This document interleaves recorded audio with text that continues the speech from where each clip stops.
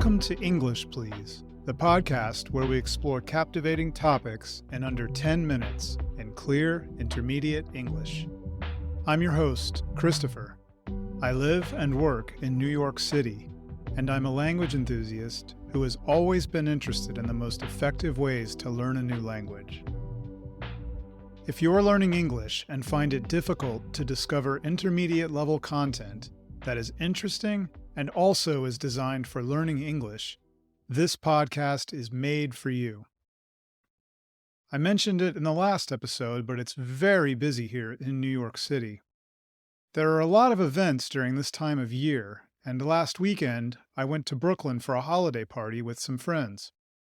On the way home, I was looking out the window of the taxi as we crossed the Brooklyn Bridge, and I began to think more about this incredible symbol of New York City. Well, in this episode, you'll hear a bit more about it. So let's go. Towering over the East River, the Brooklyn Bridge is not simply a transportation link. It's a symbol of ingenuity, resilience, and the power of human ambition. Its history is fascinating and filled with visionary ideas, engineering marvels, and human drama. Today, the Brooklyn Bridge is both a cultural icon and a vital lifeline for New York City. In the early 19th century, the bustling cities of New York and Brooklyn were separated by the churning waters of the East River. Ferries provided the only way of crossing the river, but they were unreliable and often overcrowded. Recognizing the need for a more permanent and efficient connection, several individuals began proposing the construction of a bridge. One of these individuals was the German-American engineer John Augustus Roebling. Inspired by the success of suspension bridges in Europe, Roebling envisioned a magnificent structure that would span the long distance between the two cities. His design was audacious, featuring steel cables for unparalleled strength, as well as a Gothic Revival style. In fact, the Brooklyn Bridge's style is part of the reason it remains such a recognizable landmark. In 1869, construction began on the Brooklyn Bridge. This was a project that would test the limits of engineering knowledge and human endurance. Tragically, Roebling died from a construction accident only 1 year into the project, leaving his son, Washington, to finish the job. Washington Roebling faced several incredible challenges. The massive and difficult effort to build the bridge required innovative solutions. Remember also, this was over 150 years ago. One of these solutions was the development of caissons to construct the bridge's foundations beneath the turbulent water. So caisson is definitely not a common word, and it's nothing you will need to remember or use, most likely. It is, however, an important part of how the bridge was built, so I'm going to explain it briefly. To understand a caisson, imagine a box without a bottom, or a base. But it's much, much bigger and much, much stronger. This box was submerged into the river.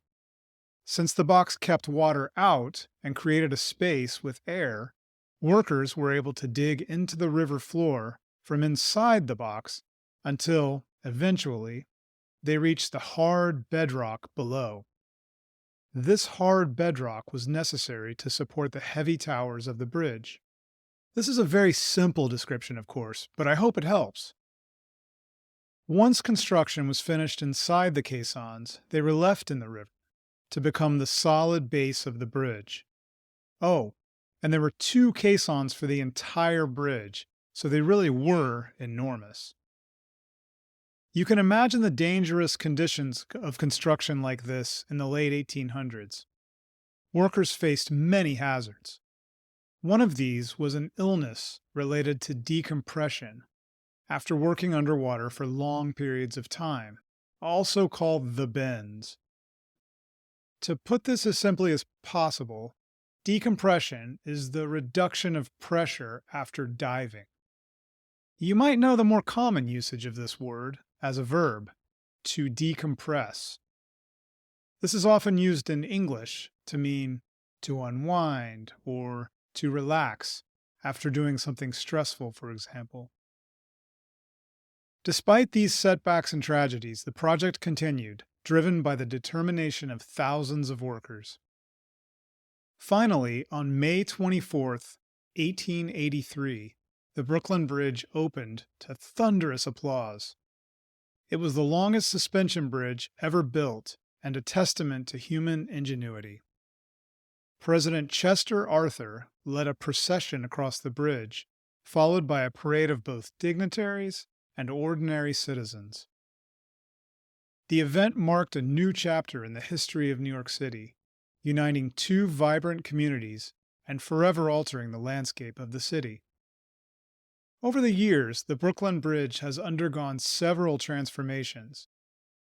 It has been strengthened, modernized, and adapted to accommodate changing traffic patterns and technological advancements.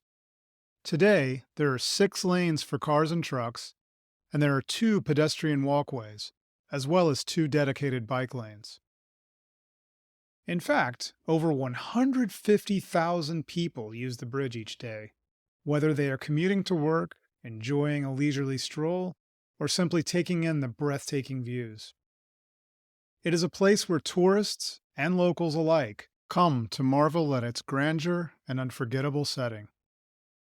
The bridge has also become a cultural icon, featured in numerous films, television shows, and works of art.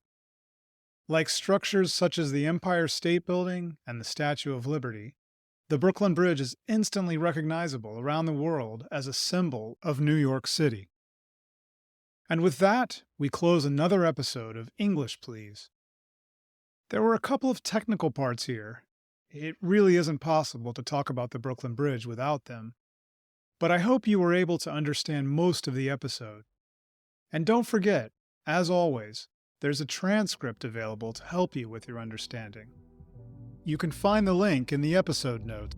I recommend listening again with the transcript to help with anything that wasn't clear.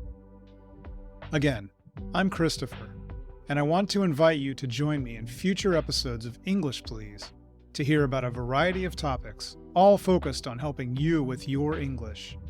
Subscribe now wherever you listen to podcasts, and let's embark on an adventure together in clear, understandable English. I also encourage you to visit comullen.com/pod for more information. That's comullen.com/pod. See you soon!